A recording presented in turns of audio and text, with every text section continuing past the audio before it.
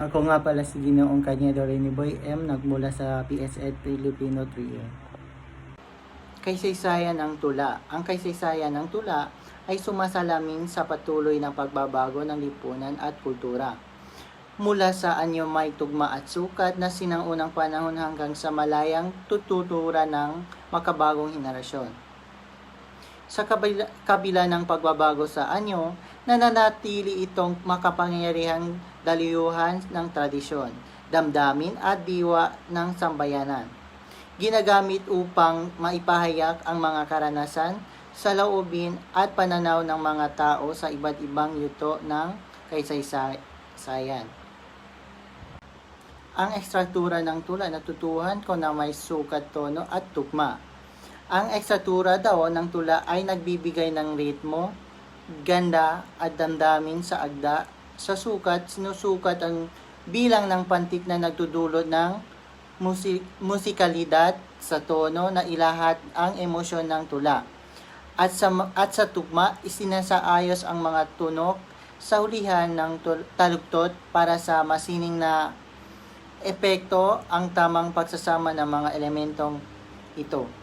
Ito ay mahalaga upang gawing mas makahulugan at maganda ang pagpapahayag ng diwa at mensahe sa tula.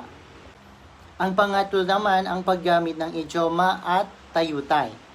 So ang paggamit daw ng idioma at tayutay ay nagpapalalim at nagpapakulay sa tula. Ang idioma ay nagbibigay daw ng matalinghagang kahulugan na nagpapakita ng yaman ng wika tulad ng kapit sa patalim na nangangahulugan ng desperasyon, samantala ang tayutay tulad ng pagtutulad, pagwawagis at pagbibigay katauhan ay nakapagbibigay buhay at emosyon sa mga imahe ng tula.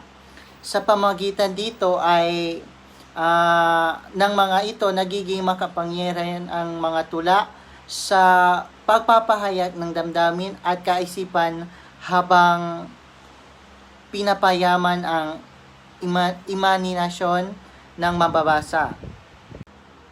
Kahulugan at kasaysayan ng nobela. So, base sa kanila, ang nobela ay isang salamin ng panahon na nagtatala ng mga ideya, damdamin at mga karanasan ng mga tao. Sa kasaysayan, ginagamit ito bilang medium na kritisismo, edukasyon at paglilinang ng mga damdamin ng mga nasyonalismo. Ipinapakilala ng nobela na ang mga pagsatula ng moralidad, pagbabago at pagsasalaysay ng mga katotohanan ng lipunan. Kahit bumaba daw ng ang interes na ilang panahon ay nananatili itong makabuluhan na patuloy na nag-eksperimento sa anyo ng tema sumasalamin sa mga buhay ng mga Pilipino. Panglima, elemento ng nobela. So, ang nobela ay nabubuo mula sa mga elemento tulad ng tauhan na siyang nagpapagalaw sa kwento. Tagpuan na nagbibigay konteksto sa panahon at lugar at banghay na nagsasaayos ng kwento mula sa simula hanggang sa wakas. Ang pananaw na may agda ang nagdidikta sa paraan ng pagsasalaysay habang ang tema ang nagsisilbing pundasyon ng mga mensahe ng kwento. Sa damdamin na darama ng mababasa ang koneksyon sa mga karakter at pangyayari, ang mga elementong ito ay pagtutulungan upang makalikha ng masining na makulay at makahulugang agda. So, ano ang dula? Base sa mga nagrepresenta o nag-report dito, ang dula ay isang anyo ng sining na ginagaya ng buhay upang maipakita ang entablado. Ginagamit ito ang kilos, dialogo at iba pang elemento upang magbigay ng aliw at aral, pagpapahayag ng mas malalim na damdamin. So, mahalaga daw ang dula bilang salamin ng kasaysayan at kultura ng isang lipunan. Sa pamagitan nito, naipakilala ang mga suliranin at pananaw ng mga tao at nagsisilbing ito gabay para sa mas mabuting pamumuhay. Mula naman sa 7, elemento ng dula. Ang dula ay binubuo ng mga pangunahing elemento, ang script na siyang basehan ng mga kwento, ang aktor na nagbibigay buhay sa mga tauhan, ang dialogo na nagpapahayag ng emosyon at tanghala na nagsisilbing ekspresyon ng mga pagtatanghal. Ang direktor naman ang nagdidirekta ng lahat ng mga aspekto habang ang manonood ay nagbibigay kahulugan sa dula. Ang tagpuan, baghay at tema ang nagdadala ng emosyon sa tunggalian at mensahe. Sa tulong ng mga elementong ito, ang dula ay nagiging makapangyarihang paraan ng pagpapahayag ng damdamin at ideya. Ang spoken poetry. Ang spoken poetry ay isang makabagong anyo ng panitikan na pinagsasama ng sining ng tula at patatanghal. Sa pamagitan nito, mas nagiging personal at makapangyarihan ang pagpahayag ng emosyon sa loobin at isyong panlipunan. Binibigyan din dito ang kahalaga ng oral na tradisyon habang binibigyan buhay ang tula sa pamamagitan ng kilos, tunog, at damdamin.